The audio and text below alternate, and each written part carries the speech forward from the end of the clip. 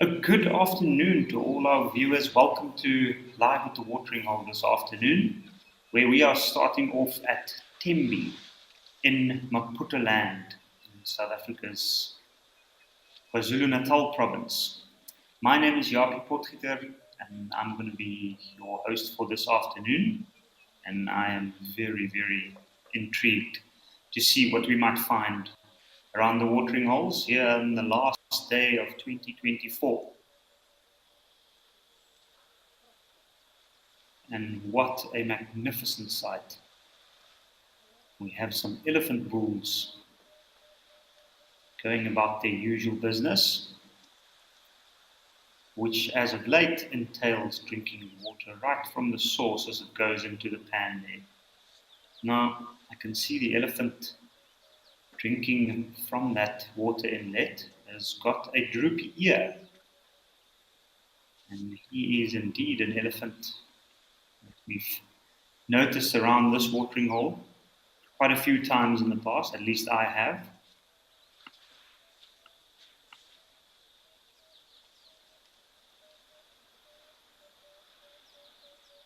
It seems like they moved over to the shade. And they are going about covering themselves with dust. It looks drier here than the last show a few days ago. So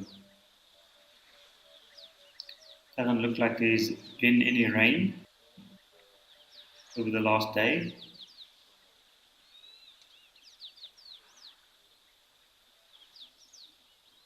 It looks like a beautiful, sunny, very hot day.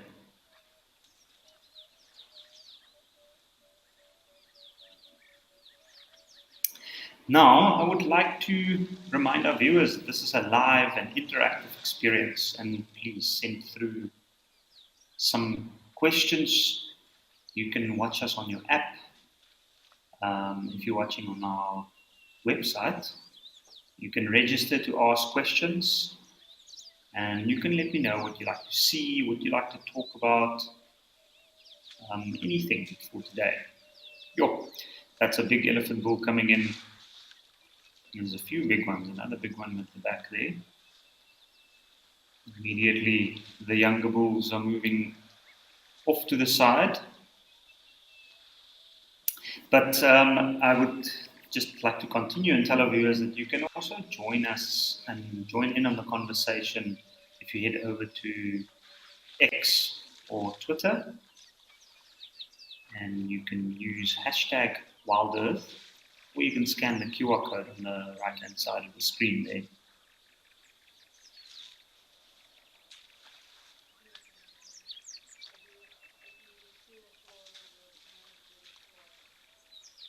In the YouTube chat at FC, you can also send through more questions to wildearth.tv/questions, or once again, you can just scan the QR code.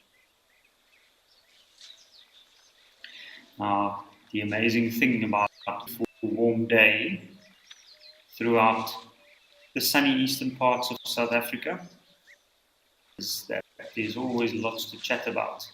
You see, it seems to be a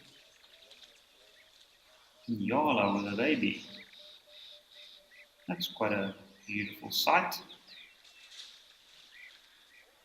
I haven't seen Nyala babies around here, but it is also a time of plenty. This time of the year, very, very busy with the little ones. You can see a woolly necked stork just staying out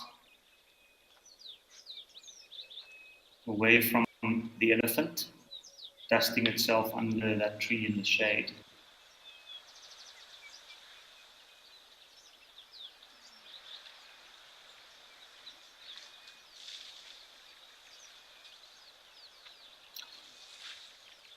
So, from Tembe Elephant Park, I think let's head over to Juma and see. We've got some warthogs there.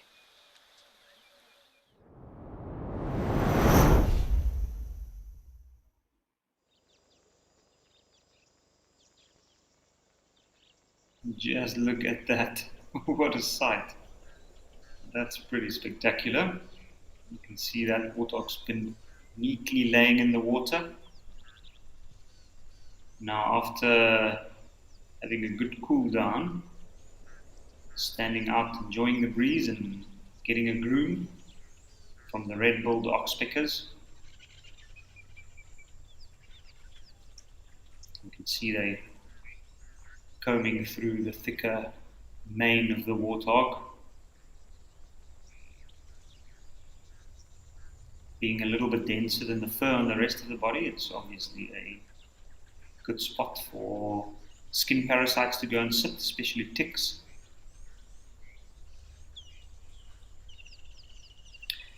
And look at that, in unison, all four of them. The mother with her three little piglets.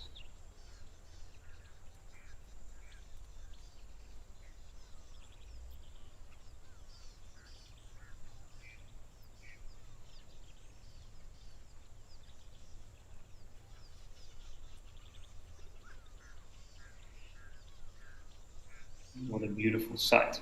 You can see those little piglets staying quite close to their mother. They're still very, very young. So from this season, there's an impala in the background.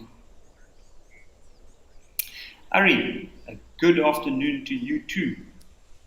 Thank you so much for joining us. Oh, look at that. All the Nyala carefully packed into the shade. One big bull enjoying a groom by the oxpeckers. You can see, like with the warthog, one oxpecker's up in the mane of the Inyala there, having longer, thicker coats. You can see the bird on the body as well. And maybe they were a little bit irritating. Sometimes the oxpeckers grab fur from the animals' bodies and they use that to line the inside of their nests. You can see now the Inyala's grooming with its the lower jaw, probably just to get rid of that itch from the small little claws that were sitting and climbing all over him. Also clearly looks like there's a bit of a biting fly issue there.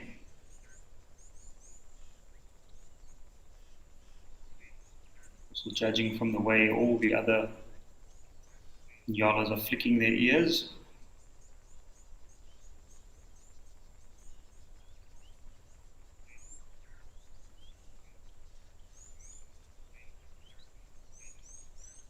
Darcy Miller, good afternoon and a happy new year to you. May it be a blessed and splendid new year, I think, and I'm hoping it will be. It's very, very nice to go into a green new year here in the South African Lowveld. We've had some recent rains. Would like a little bit more, of course, but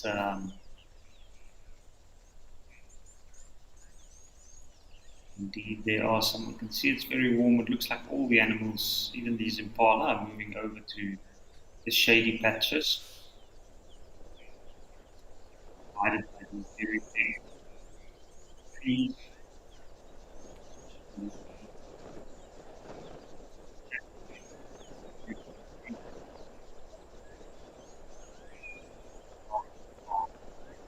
Very, very good.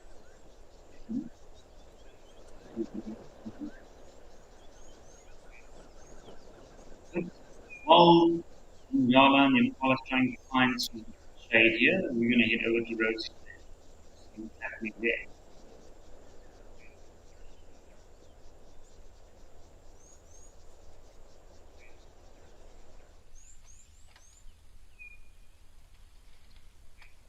Amazing, we've got an elephant.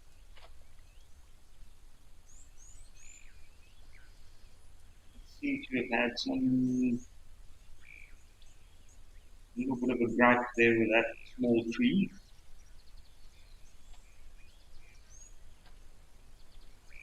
He's just scratching his face.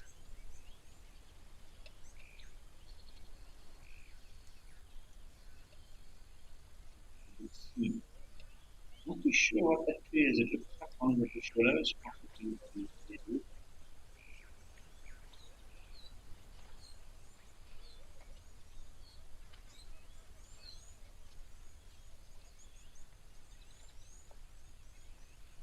This is quite interesting. Not if the tree possibly is trying to eat it. It seems to be eating it.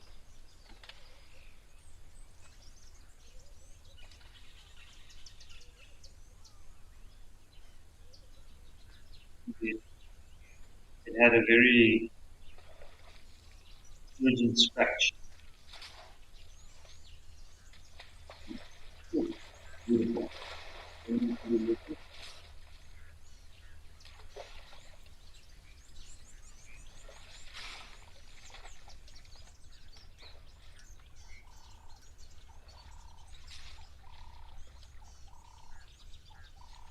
that's what is grabbing mud from below the surface and keep targeting these planks on the belly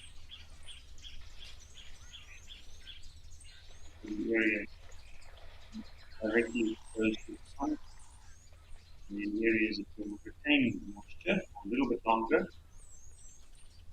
And cool down. Beautiful view.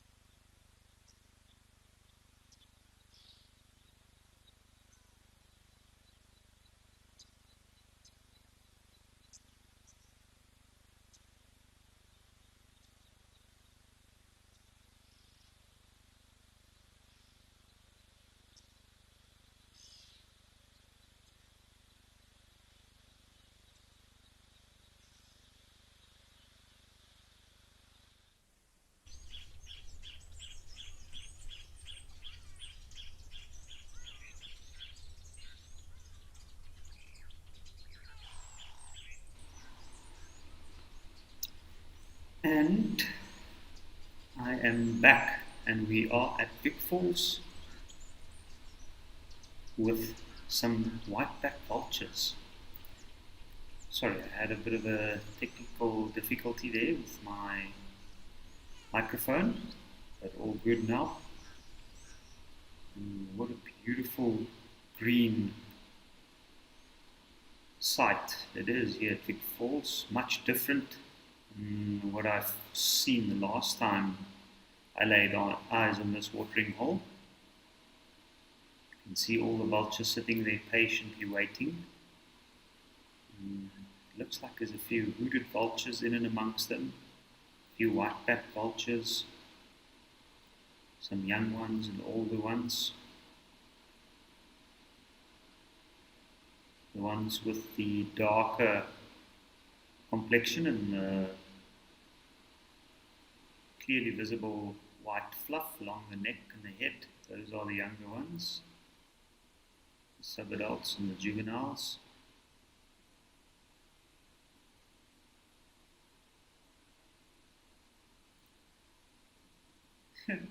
That was quite funny, a vulture coming in with a running landing.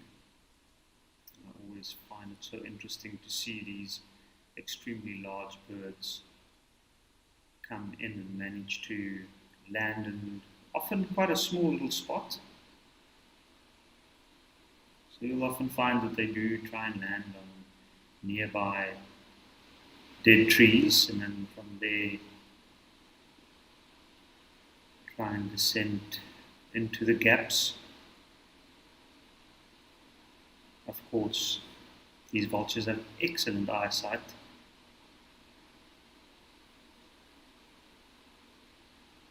The white-backed vulture being quite a large bird, a little bit larger than the... Ooh, and what do we have here? Have a look, they're not even flying away, they know. Got a very good understanding of what's coming their way.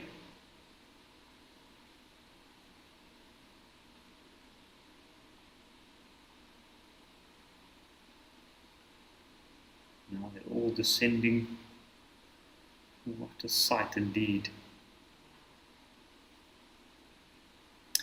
Mercedes Bean, yea indeed, it is feeding time. I'm very excited to watch this now. I am very excited to see how long it will take them to finish that. That looks like quite a decent amount of food, that. I am always very, very surprised at how quickly these birds finish it off. Just look at that.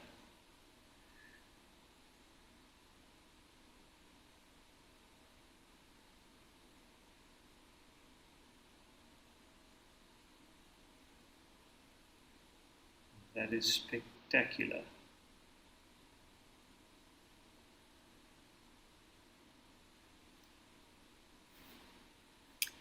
What a spectacular sight this is indeed. Vultures coming from all over. Have a look at how this small group's moving away. It's just managed to grab some of the meat. And we can clearly see there's a bit of a hierarchy here. The smaller hooded vulture is getting pushed aside by the bigger and stronger white-backed vulture.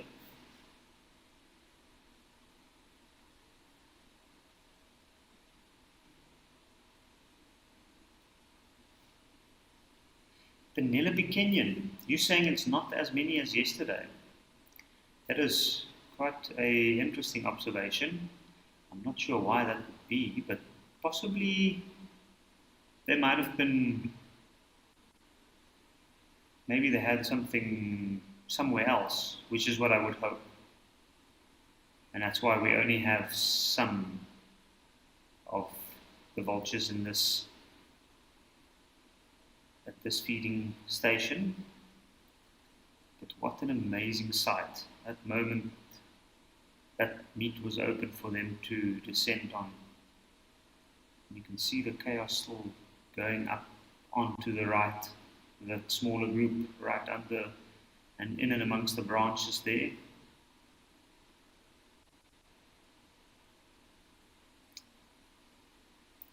Lil Pepe 1, you say you love that pot. I agree, I love that pot as well. That was fascinating to watch.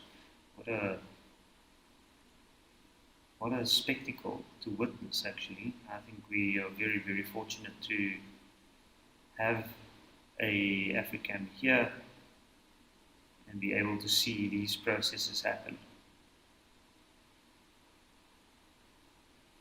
Wendy, you asking how many reserves are doing this vulture feeding? It's a good question. I don't know, to be honest. I know that there are some areas where they do feed vultures.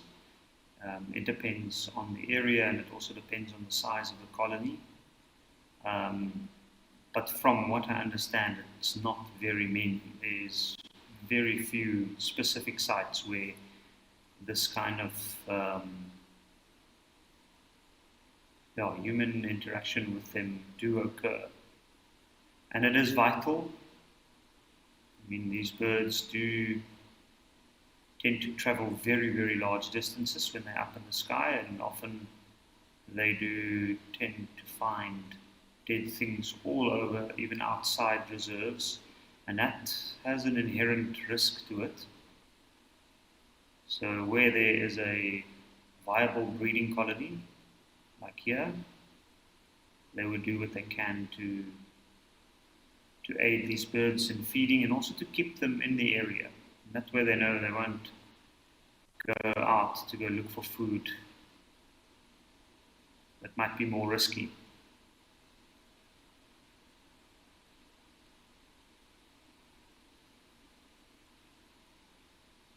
Penelope Kenyon, you just said there's no marabou storks today. You were asking. I saw one creeping in there at the back, trying to steal some scraps. It is interesting. Maybe they might be where the rest of the vultures were.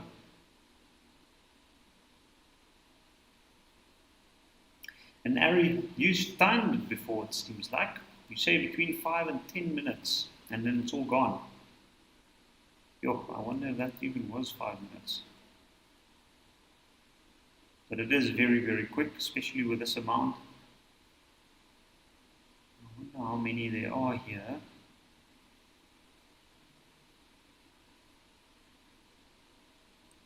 There's probably about 50 odd vultures if I do a rough count like that. Very, very likely that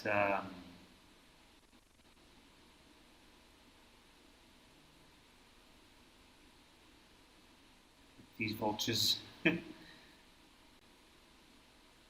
or more even. It's usually quite tricky to get a good count of vultures, especially in a frenzy like that. But Darcy Miller, you say it amazes you that they show such patience while the food is being put out. Indeed, indeed they do. Vultures are quite wary birds. They're quite hesitant to approach people, even when there's predators. Sometimes the hooded vulture might be a little bit more brazen.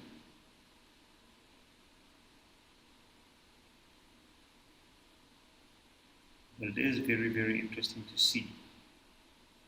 I was wondering the way they were approaching when the people arrived, because at first they move away a little bit, but they don't fly away. Normally out in the wild, wherever you would find a situation that these birds find themselves around the carcass of a dead animal, that would be their first reaction. Should you approach, whether it's on foot or in a vehicle, you might find that the birds take off and fly away. And in that case,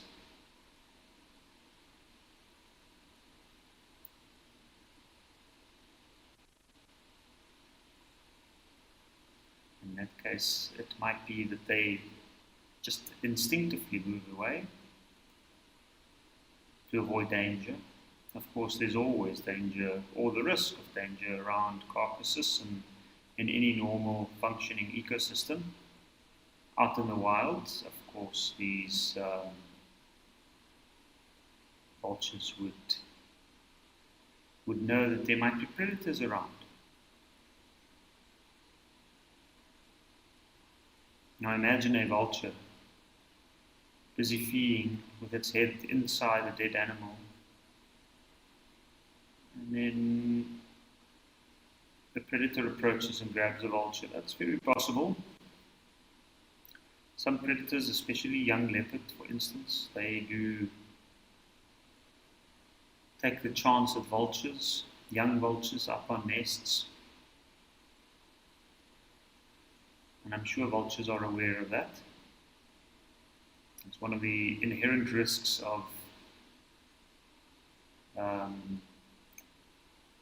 of the niche that they fill within an ecosystem.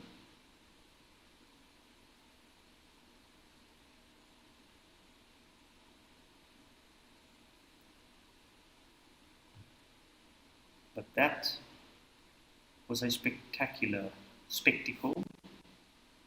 You can see some of the birds having a drink of water now. I'm sure those crops are full, so a bit of water would definitely help them with the digestive process.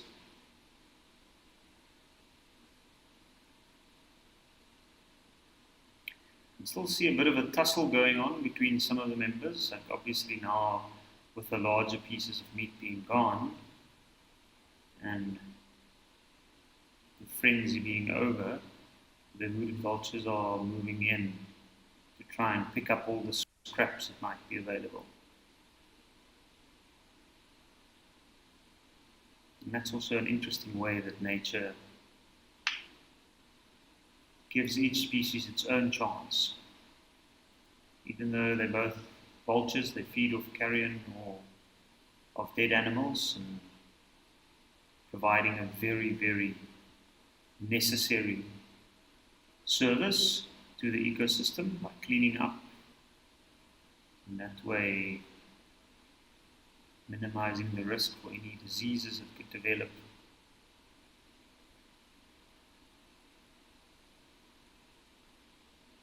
They also don't directly compete. The hooded vulture has got a much weaker, thinner beak, so they specialize more in the smaller scraps.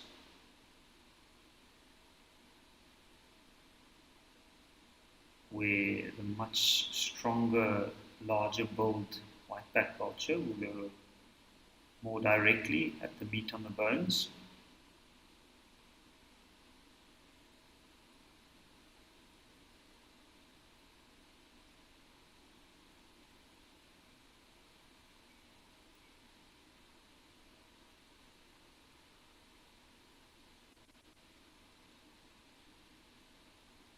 Yeah, in that moment of the frenzy, there was obviously no regard for personal space. So now afterwards, you can see some of these birds are trying to keep the others at bay a little bit. Also, those that feel that they haven't had enough are obviously watching the others very carefully to make sure that they don't have any missed piece of scrap or meat. You can see the marabou stork there picking up one or two things. And have a look at him just literally stealing whatever he can from underneath the vultures.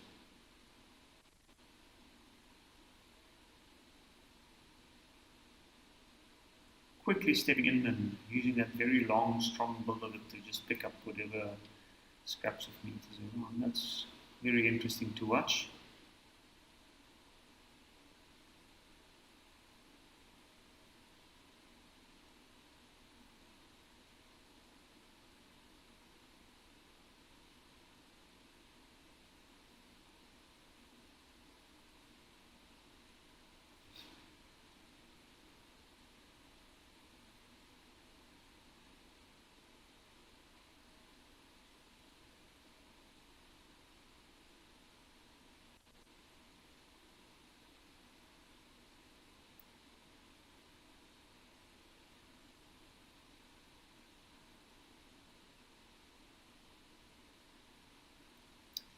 Well, from white-backed vultures and hooded vultures feeding frenzy to an area named after another bird, the hornbill, we're going to head over to Nkoro to see what's happening there.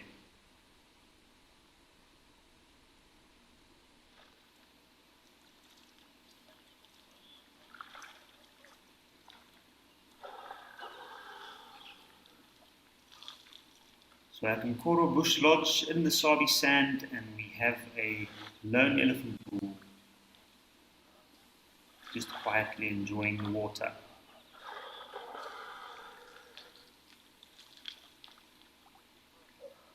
Just carefully standing. You can see he's wet all over his back, on top of the head, underneath.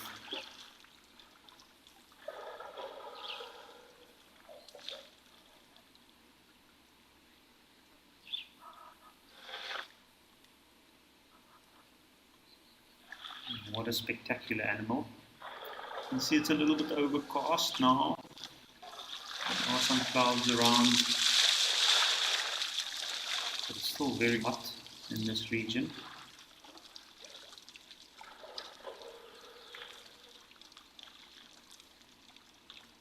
You can see that mud up on the bank behind the elephant bull. Clearly a spot where animals step in to cool themselves down and wallow and bathe. But he's fully invested in this cooling down drinking session. You can see he's very relaxed. They're even dragging his trunk over the tusk. Cooling down and having a drink.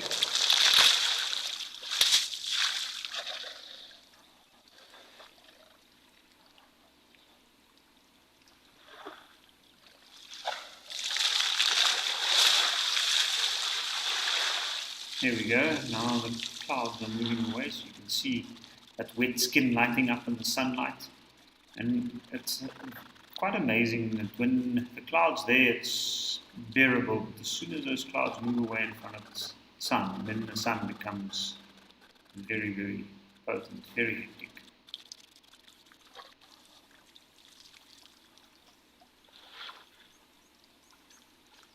And these days can be a little bit deceiving.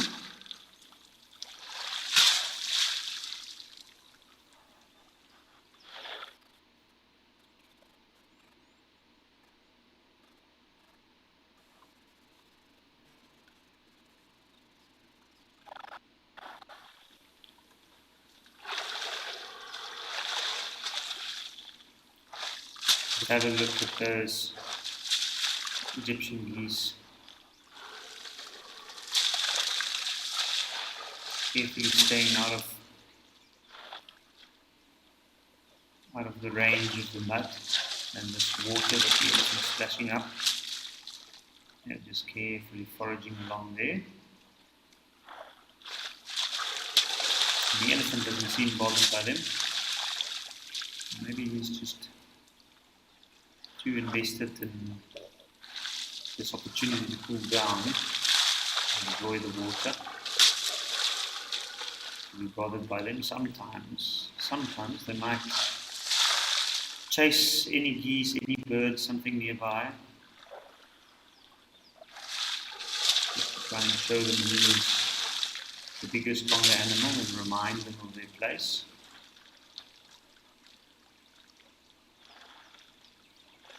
Something that young elephant bulls might do sometimes, and younger elephants especially.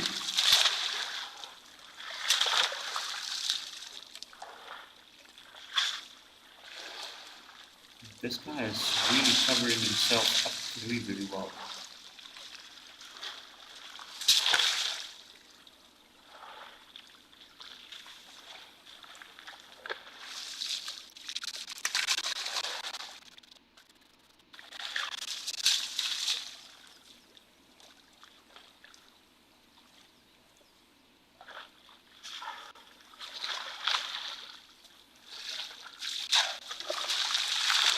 What a spectacular show. Now that this elephant's cooled, I'm sure he's going to move off soon to a shady spot. And we're going to head over to Tembi, where we're going to have a giraffe.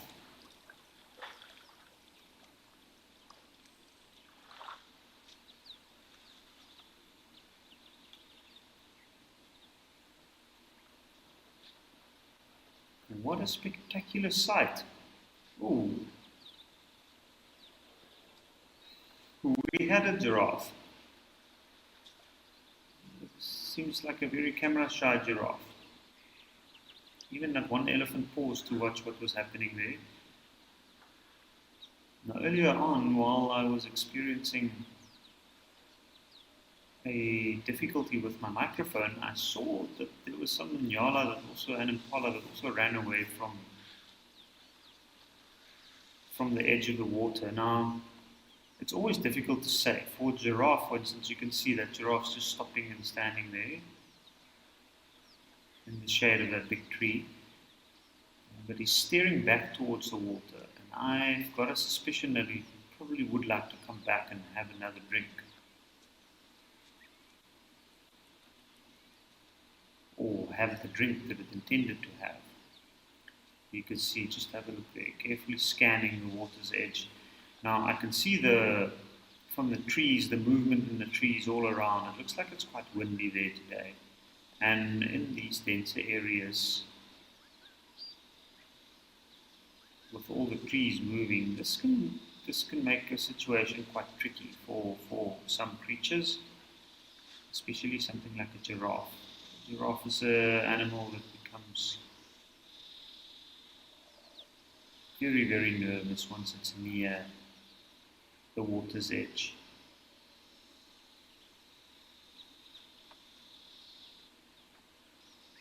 And then we have an elephant. Seem to either be drinking or getting mud from a little bowl duck on the outskirts of the water. I don't see anything in the shade that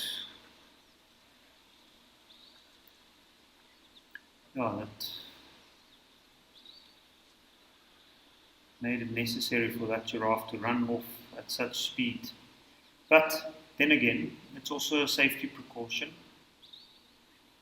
It's a vulnerable time for a giraffe, so have a look. He's approached, checked, but not convinced.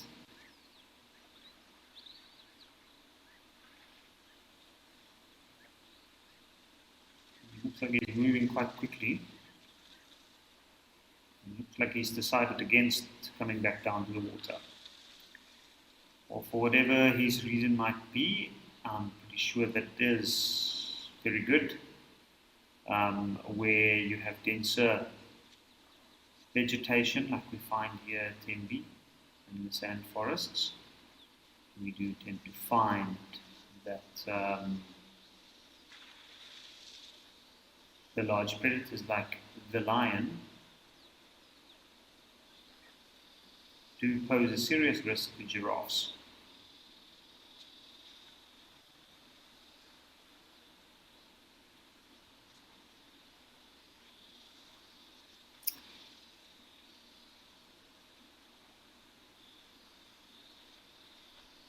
LG7, you are asking if I've ever had an elephant sniff my clothes.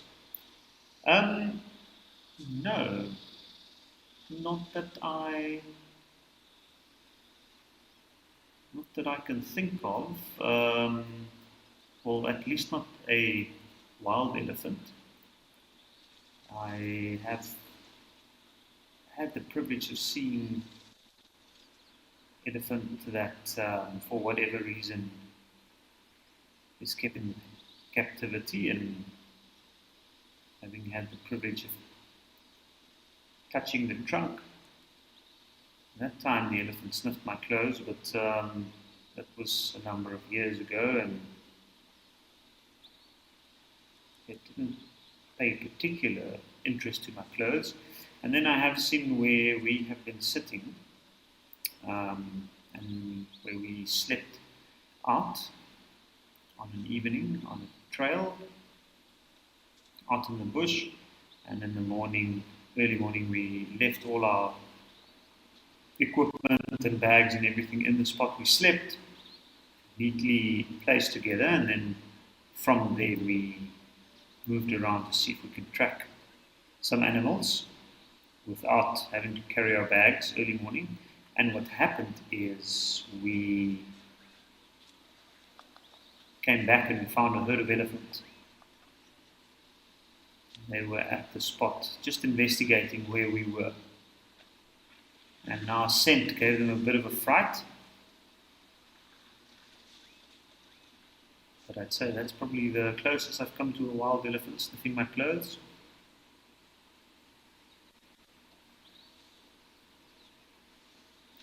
The wild animals generally do not like the scent of humans. And they have a instinctive disregard for our scent.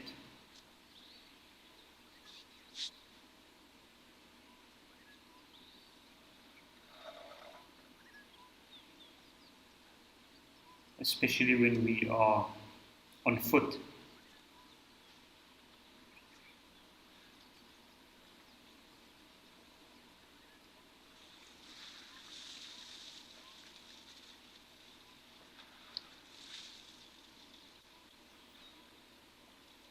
And that elephant's just casually, looks like he's feeding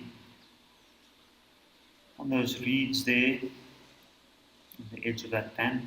What a beautiful pan. I'm just looking at these woolly neck stalks. It's always around, casually strolling between these two pans. Look, there's a fourth one coming in, and a hadida. There's a fifth one, woolly neck stalk coming in. Interesting looking bird. Quite common around these smaller, shallower watering holes. You can see the one in front is picking off something in the grass there. I'm sure there's a lot of little creatures around this area, a lot of little frogs and water critters, which is what these stalks live off.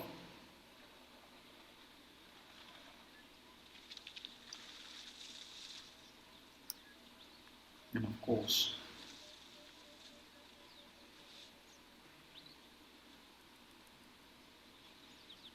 also insects.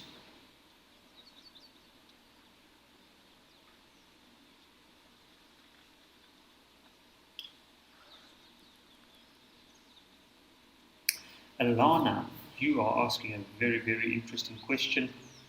You're asking why elephants always chase cats. Because it's not like they pose any real threat.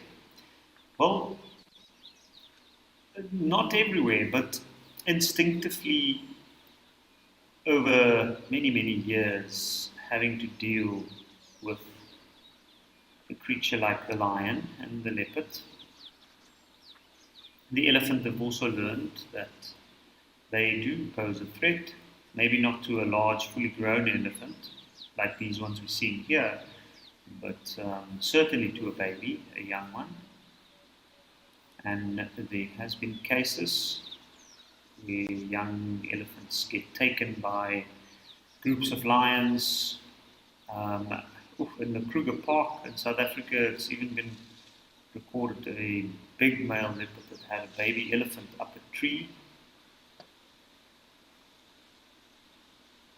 And I'm pretty sure a leopard, being an ultimate opportunist, probably found the baby a little bit behind the mum, somewhere in the thick bush, and in that case, it probably also had some good cover.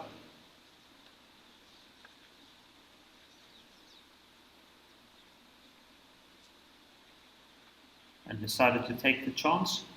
So there's definitely some predation happening on younger elephants. In certain areas where elephant is numerous and there are not very many other food sources, lions, for instance, adapt and they develop strategies to hunt elephants. Mainly younger elephants, like immature, they don't really go after the larger elephants. But then also, if a large elephant should die, then you do find that the predators feed off them. So it's just an instinctive thing. Elephants tend to be quite nervous, very, very protective of their young. As any newly born elephant is an important part of the herd for its survival. So they take the utmost care to make sure that those little ones are looked after. and a lion would certainly pose a serious risk to a baby elephant. Hyena as well.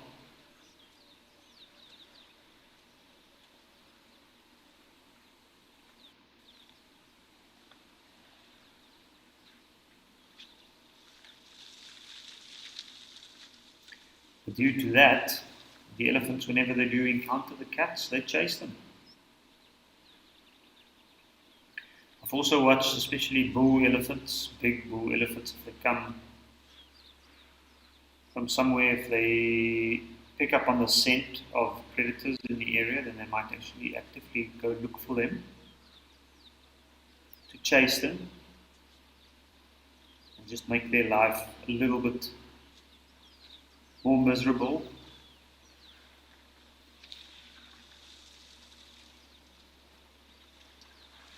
And also just to remind them that they are not at the top of the food chain, even though they technically are.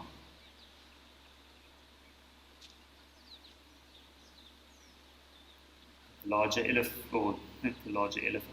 animal always has the right of way. But from the beautiful sand forest of Maputaland, we're going to head down to Stony Point on the coast to see what we have there.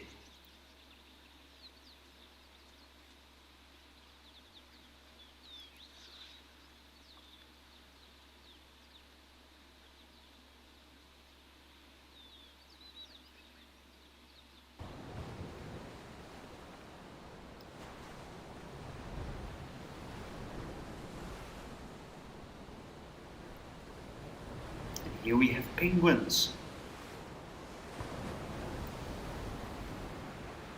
A whole bunch of them.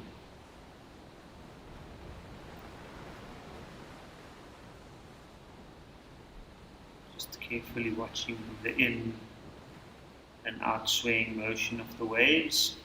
You can see the kelp forests in the foreground swaying around the wave action. And then all the dried out kelp out there on the beach.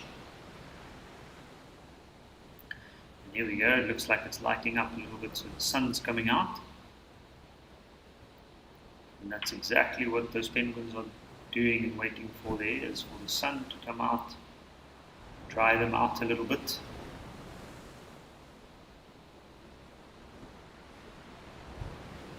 I'm sure some of them have been spending quite a bit of time in the water hunting.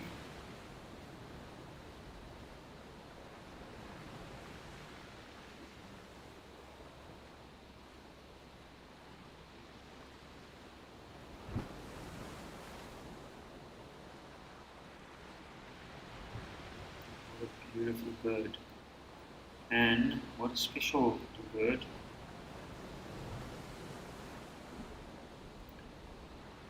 The numbers used to be numerous, and I remember as a boy I used to find them in quite odd places all over South African coastline. Nowadays they are restricted to some very,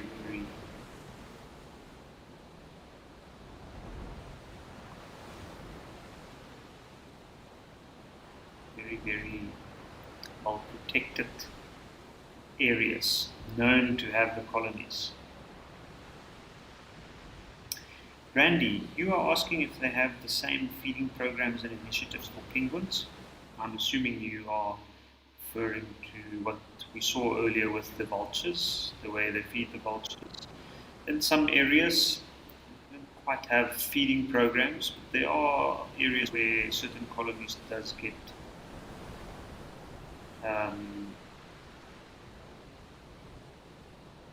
very, very well protected.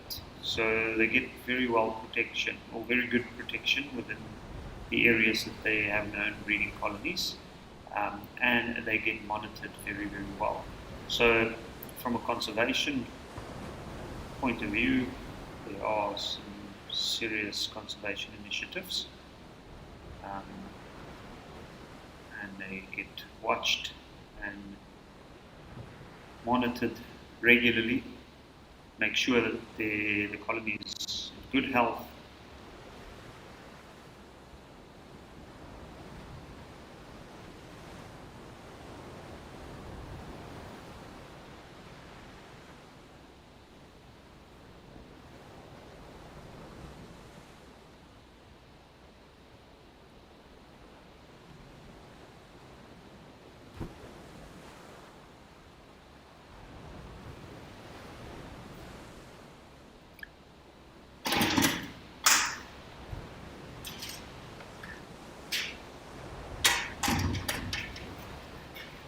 How amazing does that ocean look? Look at those beautiful rock formations out there. I wouldn't mind having a swim in the ocean now, especially from here where I'm sitting in the very, very hot South African low veld. Not too far from the ocean, to be honest. The shores of Mozambique. You can see some darters in the water there. Oh, not darters. My apologies. I mean cormorants. There we go. And some art on the rocks.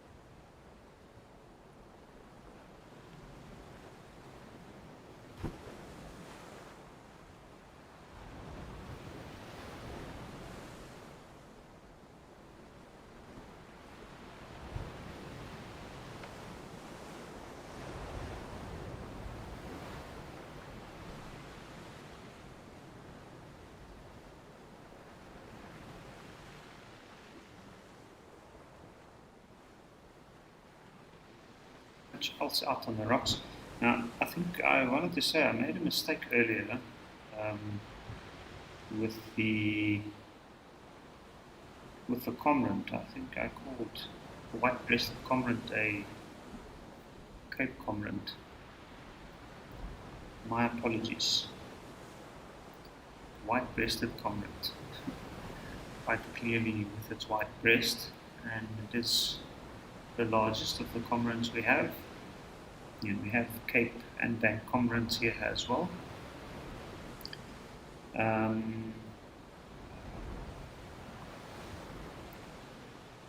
Do you see them roost together? On these roosts, they don't directly compete. These birds, there's enough to go around, so where there is space, they do roost in communes.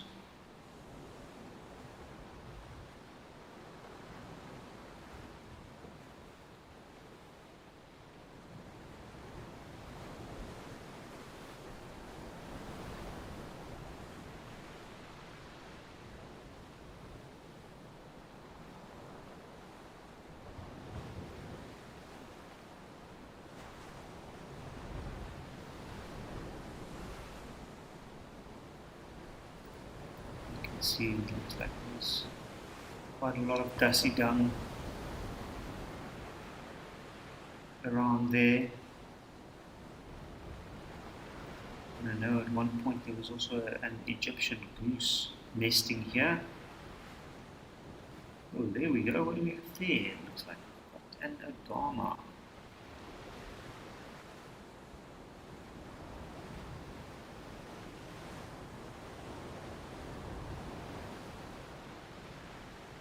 Just look at that guy. That is amazing. That's very, very clear. Oops. Yo.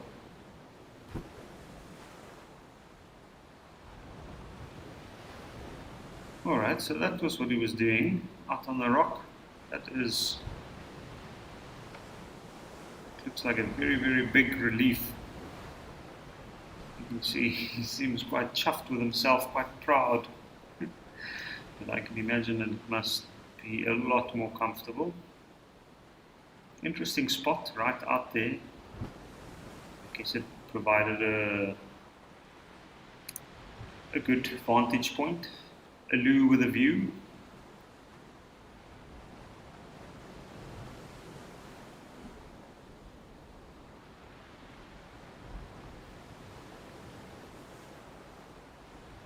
One of the other critters hiding and utilizing these rocks. There we go, these guys are extremely agile and move very, very quick over these rocks. Always fun to see. Spasi Yankov, you were asking where the Cape cormorants would have their chicks. So the Cape cormorants, most of the cormorants, they make nests in shallow scrapes on the banks near the water, and they'll gather whatever debris just to cover it a little bit and provide some form of insulation and cushioning for the eggs.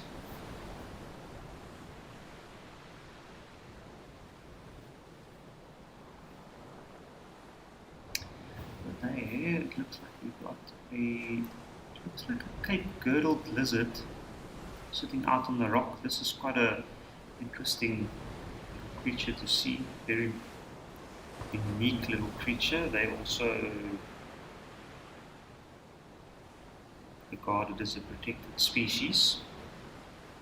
And Hans, you are asking if there is a lizard that don't change color. Well, we're looking at one there. They don't change color. They have that extremely spiky and robust scales on their body, but that provides them protection. But they don't change their color. You can see it looks like it's had enough sun for now, so it's just in the shade. But what a unique little creature. Very, very nice to get to have a good view of it like that. To have a view of its view over this bay.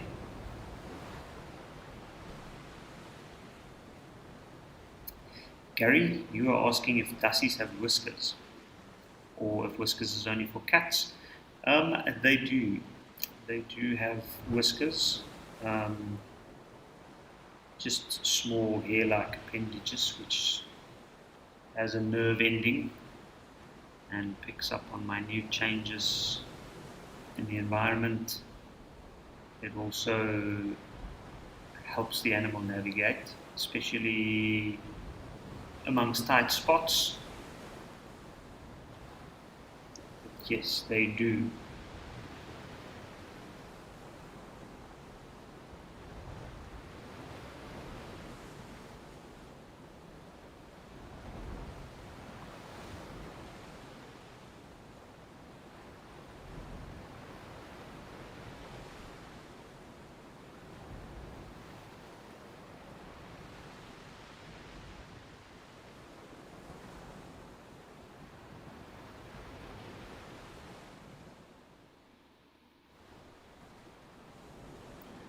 You can see there's one of the cormorants. I'm assuming that's the Cape cormorant. I know that the bank cormorant you can tell by a little bit of white in the back and the rump.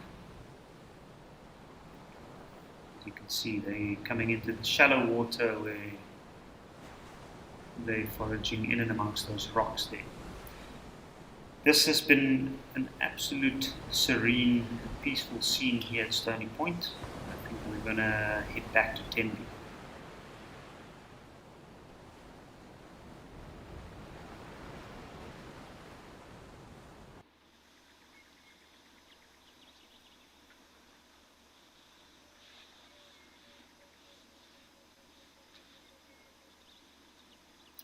Where we have the elephants, some relaxing in the shade, the other two having a drink. Looks like a couple of big bulls here.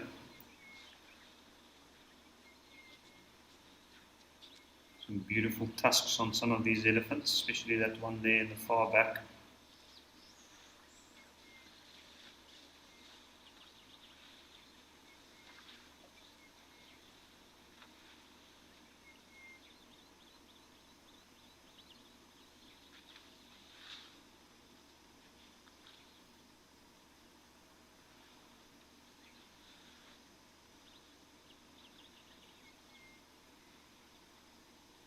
Just have a look, very, very relaxed. They don't seem bothered with anything.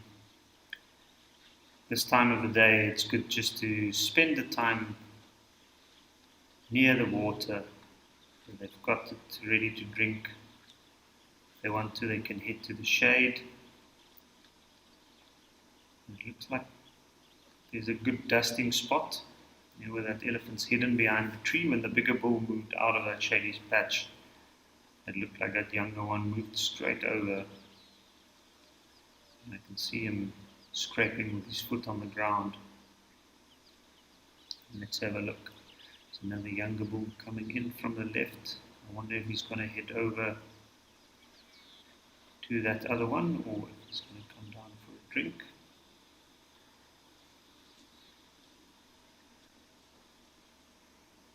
Looks like he's heading for the shade.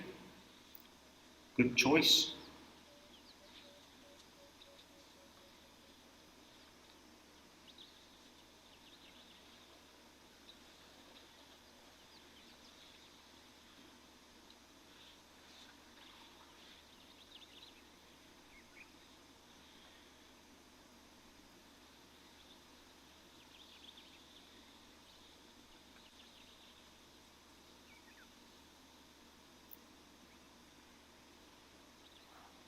This is very, very well balanced group of elephant bulls. You can see some much younger ones, and then those two there at the back seem a little bit older. One at the far back standing facing us certainly looks like a mature bull.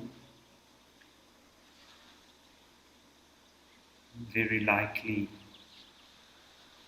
a mentor to a lot of these younger ones, learning from that old bull where to go, what to eat, what time of the year, all valuable lessons that they wouldn't be able to learn from the herd anymore once they leave the herd. They do follow herds, of course, and they do also manage to get to resources that way. And by relying on their incredible sense of smell, they can track herds down.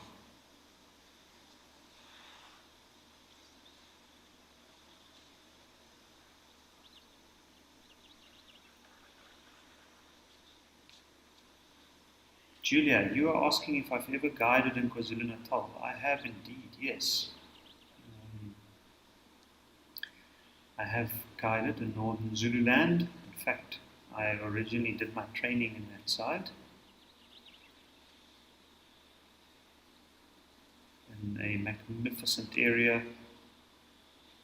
very, very diverse, certainly one of the more diverse areas within South Africa and one of my favorite parts of South Africa. Very beautiful,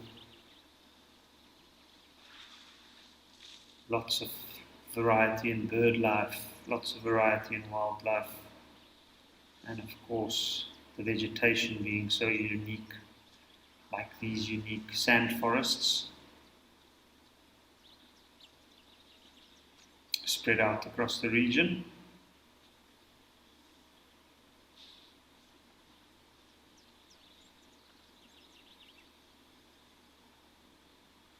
And the area where I got my training is actually right on the verge of Zululand and Maputaland. So I got the best of both in terms of vegetation and diversity.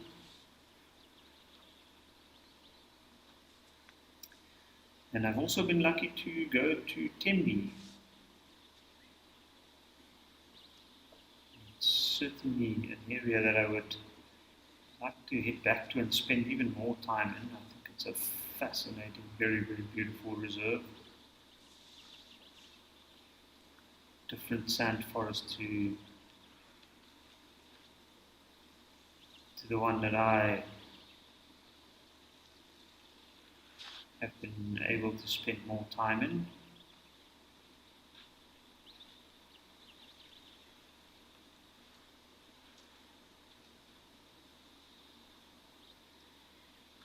I wonder where this elephant is heading off to. Doesn't seem in a hurry, just had a quick stop there. But I guess he's on his way to go and feed.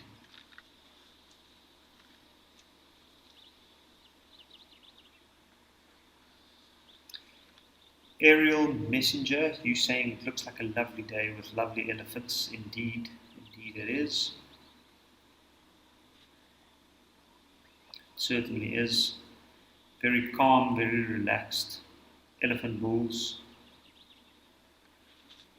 Nice and out in the open, giving us a show. There is another familiar elephant with that almost keyhole shape tear in the ear.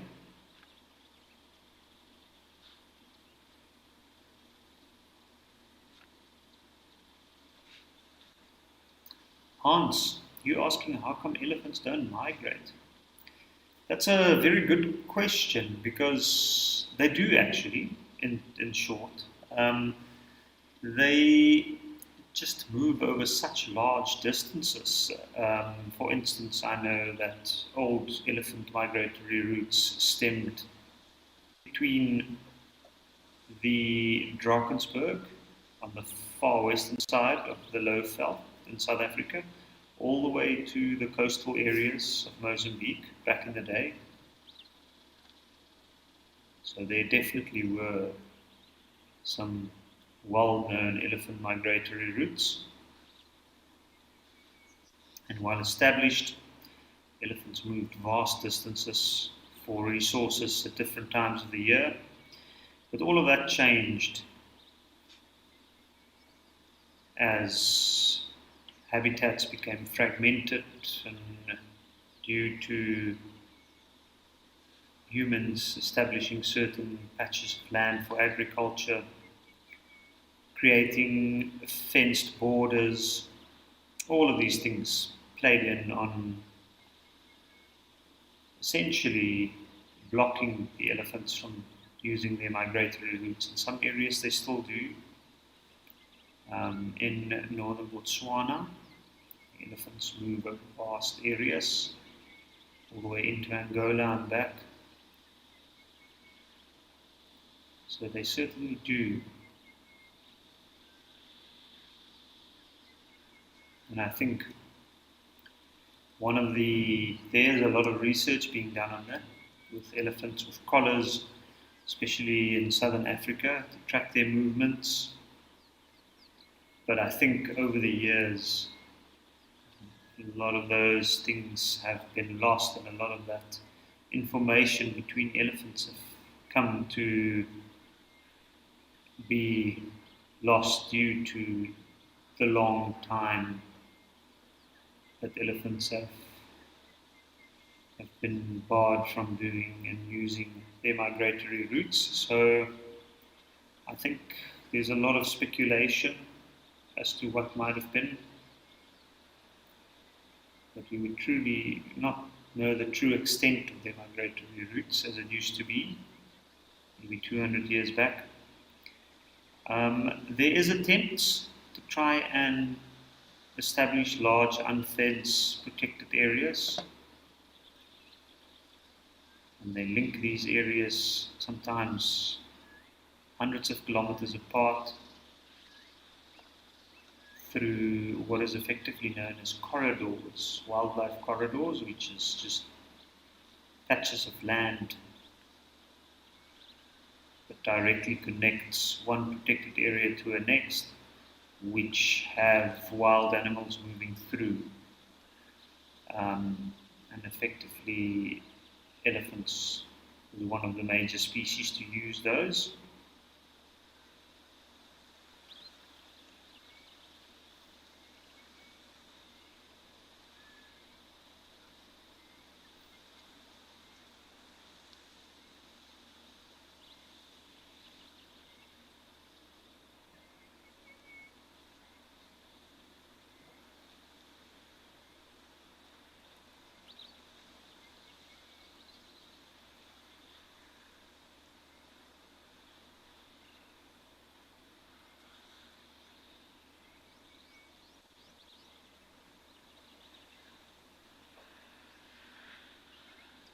And you can imagine, if you think of our movements as a species,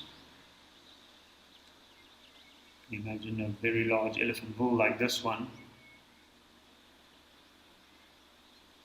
to reach different resources, knowledge gained from experienced elephant bulls. They would easily move hundreds of miles.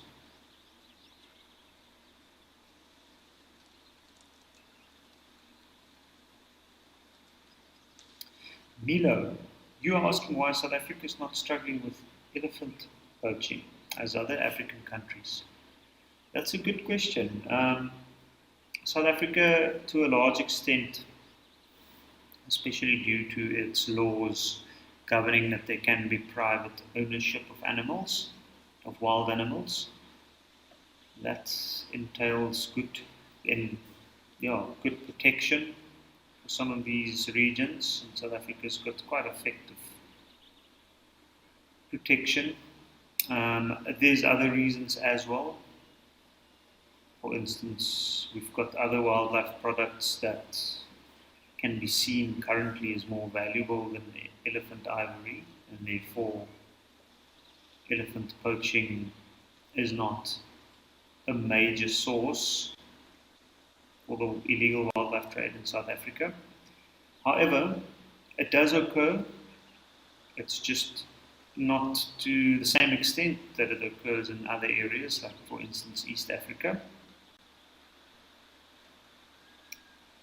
But it is a sad thing indeed, and it does happen. But yes, definitely not as much as other countries. I guess it's also more about what's available in which areas. And there's also an ancient trade, the trade in ivory. But, and just look at the beautiful ivory on those elephants. So I think what we'll do is we'll leave these elephants around the plains here at Tembe for now, and we're going to head over to Lentori in Kenya and see if we can find some birds there.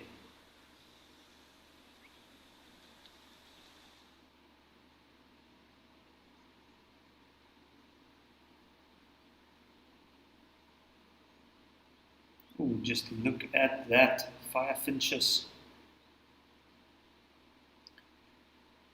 That is spectacular.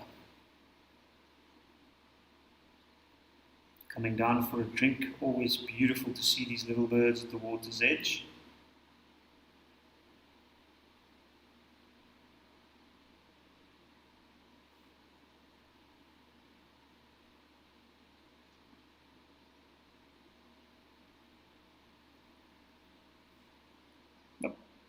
And away they are. Now, the interesting thing is I am not 100% sure which firefinches that is. I know in Kenya we get a little more than the ones we get down in South Africa. So I'm going to have to study it up a little bit to make sure which ones we saw. I'm pretty sure we had a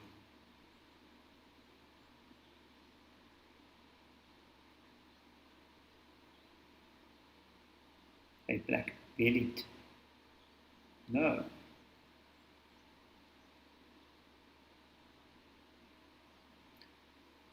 Very likely a African firefinch that we had there, and that bird is what a beautiful bird, as its name says.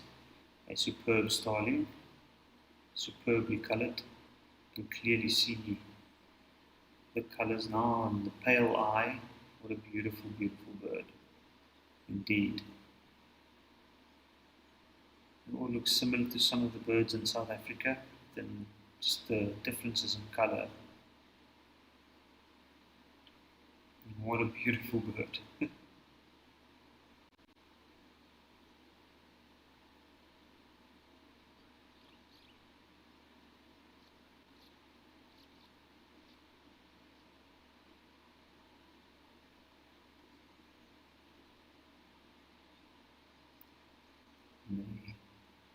Very similar in their behavior to the South African starling species. Then they've got that beautiful orange underside with a white line breaking the orange and the blue.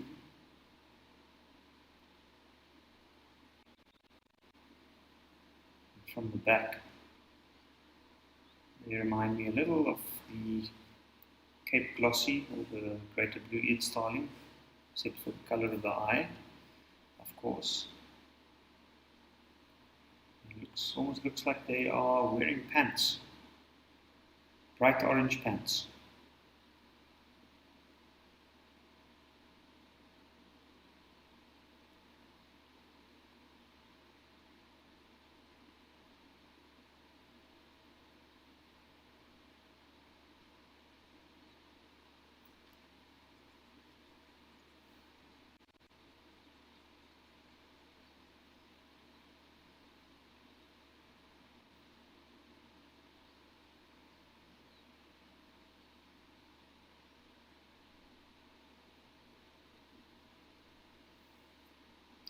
And three of them together. Looks like they're having a little meeting. Always a good spot around the water, lots of little insects coming down, little beetles and things. You can see those heads moving up and down, and we've got those large eyes positioned just right to stare down the bill so they don't miss anything. And in that undergrowth, I'm pretty sure, oh, the one's picked up something. Oh, done something spooked them.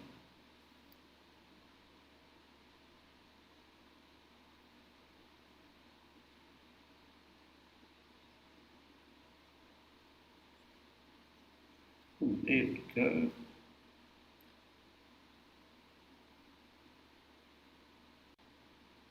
There's the firefinches again.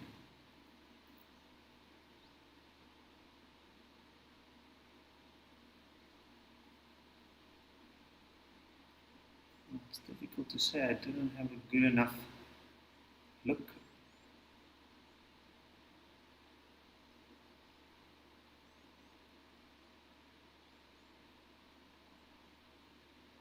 But it looks like it's very, very busy here.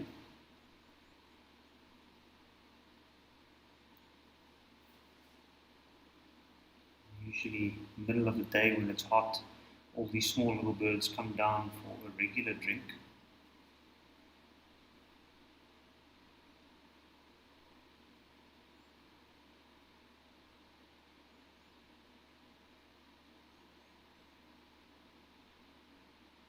I thought I saw a red-billed firefinch there.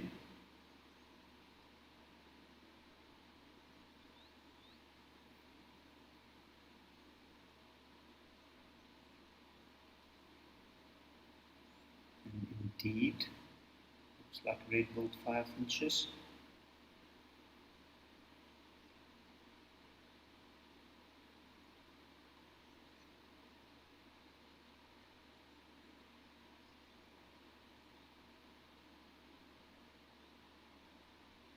What beautiful little birds. You can see a lot of little things crawling behind it. You can see a lot of feathers, look like down feathers from other birds that's come down to have a drink.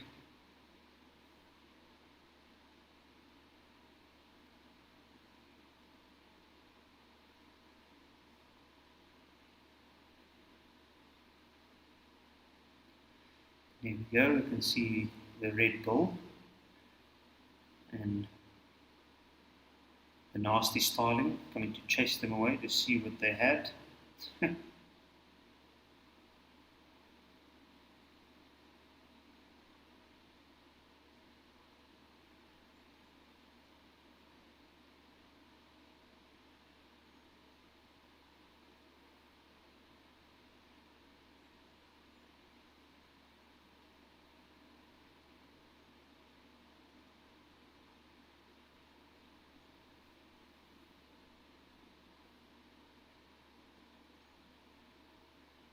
See, it's even checking into the water to see if there might be a trapped little insect on the water surface, sometimes with the wind blowing or larger animals. Oh, and look at that. What is that? Looks like a ground squirrel. Using its tail to fan and cover itself from the sun. That is incredible.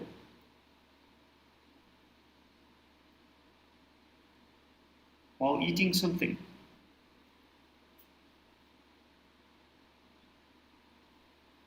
Indeed, very, very useful to have such a long tail.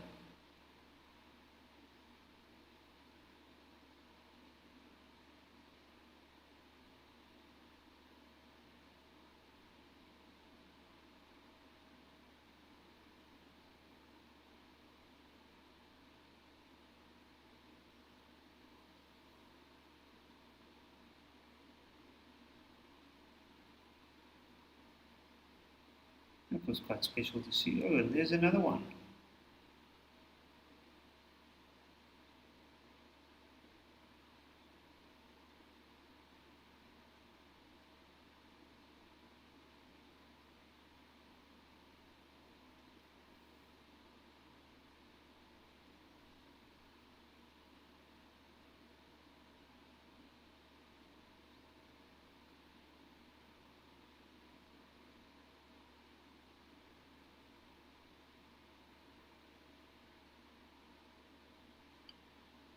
Quite a bit going on around here when the large troop of baboons isn't here. We have these ground squirrels. Looks like there's 3 now.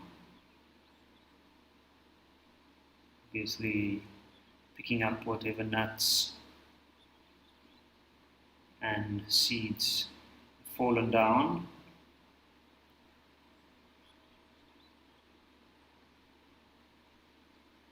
See, they don't stay out in the sun for too long. Oh, everyone got a bit of a fright. I'm thinking maybe some ants.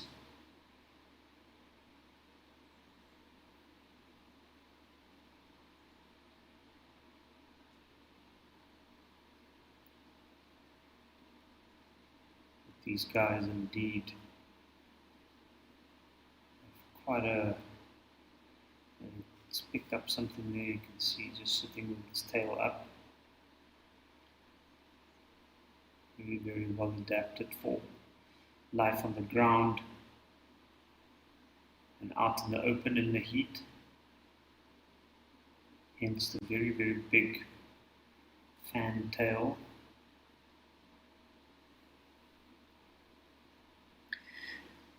But we've had a beautiful look and an attempt at looking some of the East African birds. But we're going to head back to Rosie's pan and see what's happening there.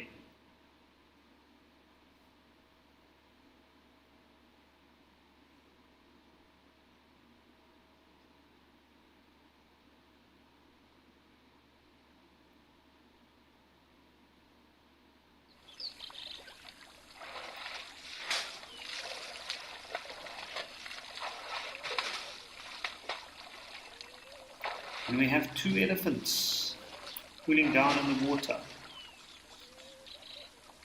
One elephant right in the water. No better place to be, as it is an extremely hot day.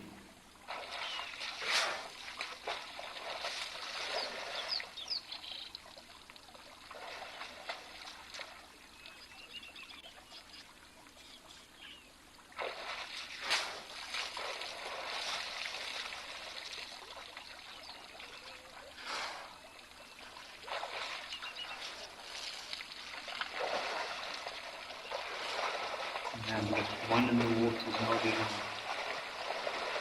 too bothered. He's nice and deep. Oh, now we have his friend coming over. So a bit of a play here.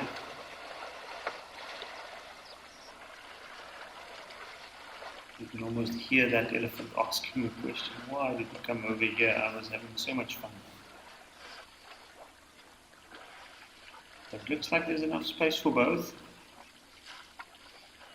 So a little playful greeting, and then shifting over to give the other one a chance as well.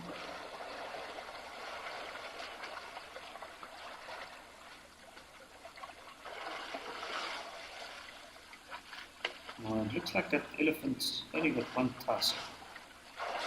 But it is a beautiful tusk indeed. Oh, here we go, there's another elephant.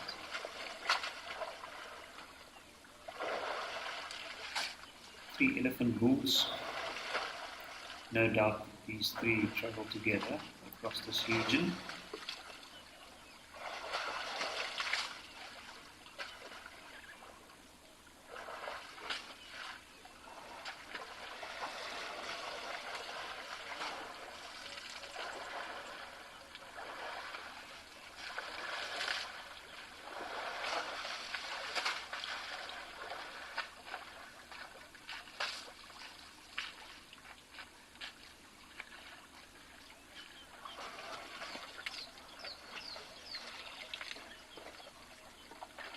Now it's coming round.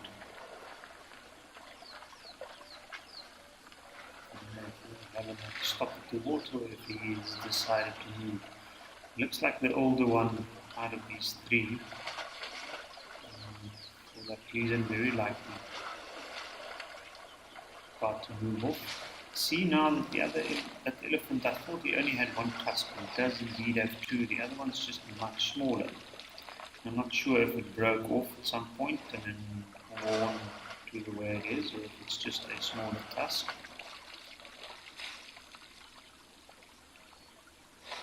Elephants in this region are prone to very uneven shaped tusks.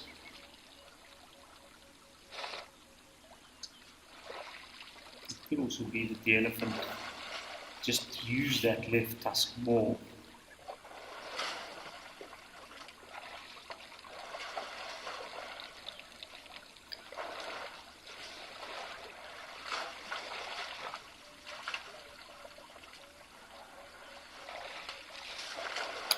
Vivian, you're asking if different herds of elephants can be in the same place without fighting. That's a very good question because yes and no. It depends on their relation. Elephant herds that become too large sometimes have groups split off, and those groups will stay and move within a similar home range or region. And in that case, the elephants do know each other and they are aware of their presence. And in that case, it would be quite a friendly meet-up, a very, very thankful meeting. And then, of course, there is also the odd chance of encountering elephants that might be from another region and moved into the region due to a lack of resources in the area that they're from. And in that case, they generally try and avoid the other more local elephants. So they try and time it to the point where they will rather move in when they know there's not very many other herds around. And you'll find sometimes elephants will come down, they'll have a drink, and they'll leave.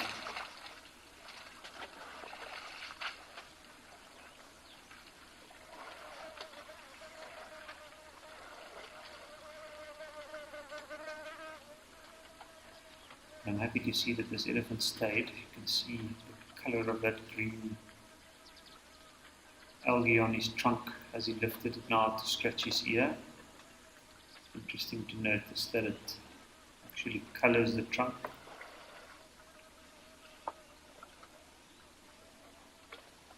These two are definitely in a more playful mood than the bigger one that's moved off. There's always a little bit of a push and play.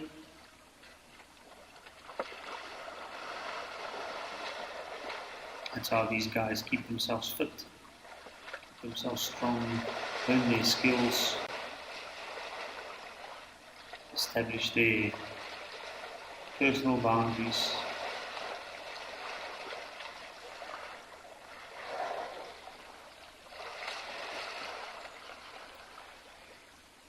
And also push the other one out of the way so that there's a nice open space to lay down in the water. They don't seem in any hurry to follow the other elephant. Cooling down is certainly more fun.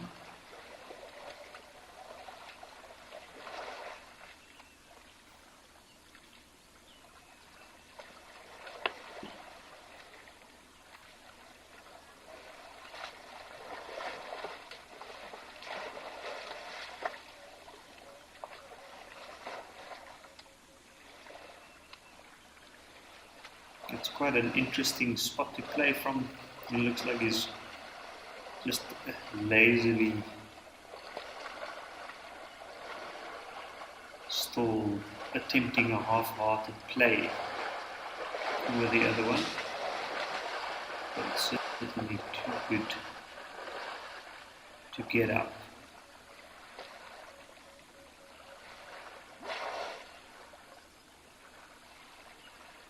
You can see now the head's under the water, so this elephant is covering itself completely. And possibly the last bath of 2024 for this elephant.